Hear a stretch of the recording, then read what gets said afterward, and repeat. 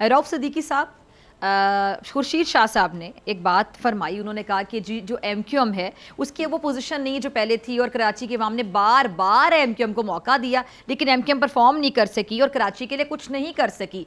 फिर ये शर्मिला साहब अभी सीट एडजस्टमेंट के हवाले से बात कर रही हैं कि सीट एडजस्टमेंट्स हो रही हैं, इत्तेहाद हो रहे हैं, लेकिन इलेक्शन की बात वो कह रही हैं कि पीपल्स पार्टी के अलावा कोई प्रॉपर इस तरह कैंपेन नहीं शुरू की, किसी ने मंशूर नहीं दिया, मुहिम का आगाज़ नहीं किया कि पता चले कि इलेक्शन होने जा रहे हैं। तो नून लीग के सर सीट एडजस्टमेंट के मामला हैं वो आपके तय हो गए हैं, अब क्या करेंगे कुछ आप ऐसा नया, अगर आपको अवाम मुंतखब करती है, अवाम एतमाद करती है आप पे? देखिए, पहली बात तो ये है कि अगर कोई हम पर तनकीद कर रहा है तो ये वो करता रहे। अगर बार बार लोग हम पर एतमाद करते हैं और हमें वोट देते हैं तो हम परफॉर्म करते रहे हैं, तभी तो हमें वोट देते हैं। और हम पाकिस्तान के सबसे ज़्यादा पढ़ी लिखी कॉन्स्टिट्यूंसी को हम लीड करते हैं।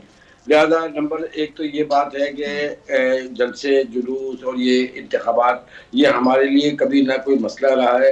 हम तो 24-24 घंटे के नोटिस के ऊपर इंतखाबात में हिस्सा लेते हैं और तमाम सियासी जमातों की जमानतें तक जब्त होती रही है यहाँ पर। तो बहरहाल नंबर एक तो बात उन बातों का तो जवाब ये है। दूसरी बात ये कि भाई हमारे पास इतना ना फालतू पैसा है और ना ही इतनी लूट मार का पैसा है कि हम हर रोज करोड़ों रुपए और अरबों रुपए लगाकर जलसे जुलूस और रैलियां निकालते रहे। जो हमारा जो तरीक़ेकार है, हम तरीक़ेकार से रोजाना की बुनियाद पर भरपूर इलेक्शन में हिस्सा ले रहे हैं। कतई नज़र इस बात के कि 2018 में हमारी जीती हुई सीटों को छीन कर सदक़े के तौर पे, खैरात के तौर पे और जबरन ये उठाकर एक जमात को नवाजा गया और उनको दिया गया, और सिंध के शहरी इलाकों से उसकी नुमाइंदा हैसियत भी छीन ली गई।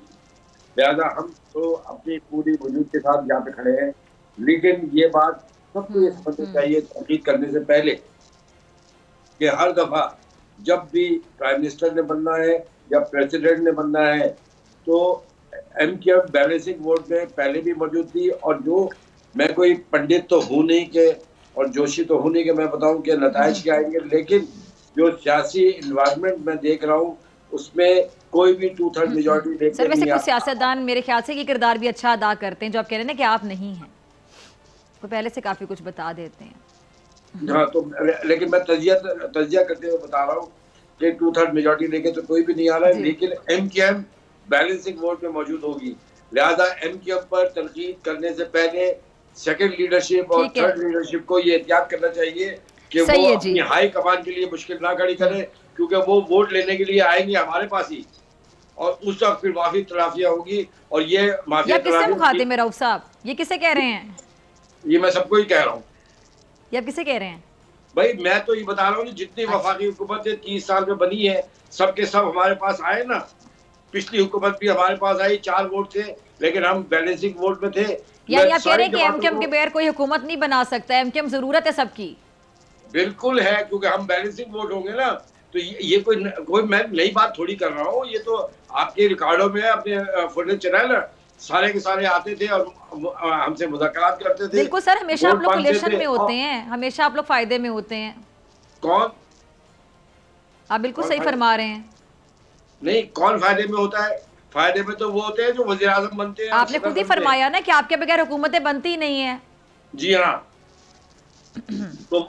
तो फायदे में मैं आपकी बात को सेकंड कर रही हूँ, जो आप फरमा रहे हैं मैं आपकी बात को सेकंड कर रही हूँ। जी जी, मैं वही कह रहा हूँ, वही अर्ज कर रहा हूँ कि मसला ये है कि रऊफ साहब ठीक है, आप बात ये है कि मुकम्मल करें, फिर महमूद मौलवी साहब की तरफ जाना चाहिए। जी जी, हम पर क्रिटिसाइज करने से पहले सेकंड लीडरशिप और थर्ड लीडरशिप को ये एहतियात जरूर करनी चाहिए कि अब 1 महीने के बाद जब इनकी मेन लीडरशिप आएगी तो वो क्या जवाब देंगे उनको।